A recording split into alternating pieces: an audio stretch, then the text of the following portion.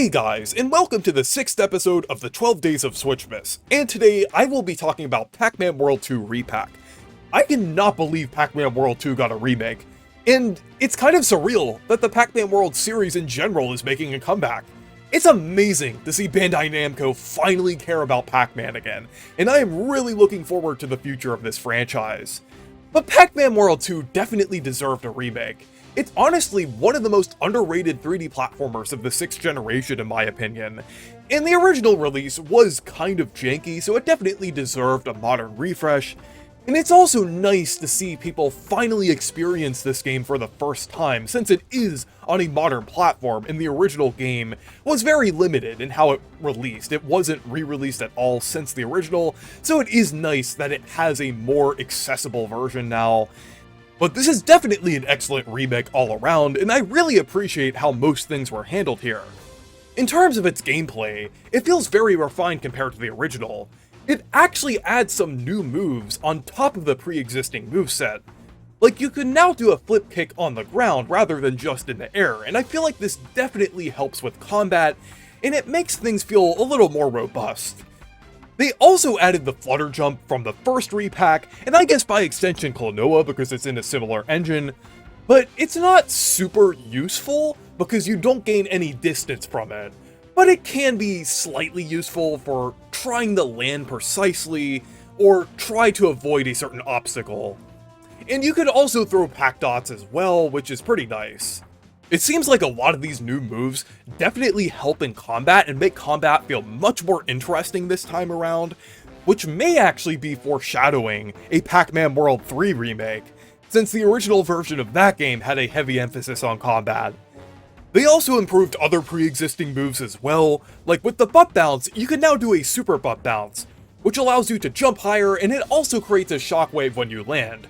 Though I would say though, with the butt bounce, I wish it was a bit faster. It feels a bit too floaty for my liking. I wish it was a bit more rapid like it was in the original, but I feel like that's a very small nitpick and it still feels fine for how it is. Another thing that I really appreciated is the fact that they added a little visual cue for where Pac-Man is gonna land.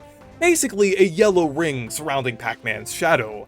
I found this to be very useful throughout my playthrough, and I think it definitely makes sense, as the Pac-Man World series always had a little issue with depth perception, since it can be easy to miss a platform sometimes, so I definitely think this was a nice inclusion.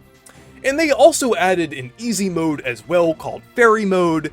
While I don't necessarily care about easy modes, it is nice to have an accessibility option, and it is a nice option for younger players. I mean, hey, it's always great to have new Pac-Man World fans. They also added a ton of content as well, which was really nice to see. They added statues that you can use to decorate Pac Village, and Pac Village also feels more like a proper hub world this time, which is very nice. There are also costumes as well, which are definitely a fun inclusion. A lot of 3D platformers have been adding costumes, so it is nice to see them here. And they also completely revamped most of the bosses too. I feel like in the original game, a lot of the bosses were very repetitive, so it is nice that they revamped them and made them much more creative and interesting. Though, I will say, they are pretty challenging. At some points, it can even feel like the 3D platformer equivalent of Cuphead, and I actually mean that in a good way. Though I will say, I do wish they added checkpoints between each phases of the boss, because it can be pretty annoying when you have to restart the entire boss after dying. And another thing that I love is the fact that they added a full post-game, and it's really challenging too. It has remixed versions of existing levels, but with a lot of creative twists. And finally, I wanted to talk about the visuals and presentation, because I think this game looks great. I really like the style that they're going for here. It's not a super faithful remake, but it's also not a complete reimagining as well.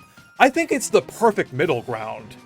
And also, I love how they brought back Martin T. Sherman as the voice of Pac-Man from Pac-Man World 3. I think that is absolutely incredible, and it is amazing that this has voice acting in general. But anyways, let me know what you think of Pac-Man World 2 Re-Pac. I thought this was an incredible remake, and I really like how most things were handled here. But thank you guys for watching this video. Make sure to leave a like and subscribe for more, and make sure to check out my Discord server and Blue Sky if you want to. Stay perky!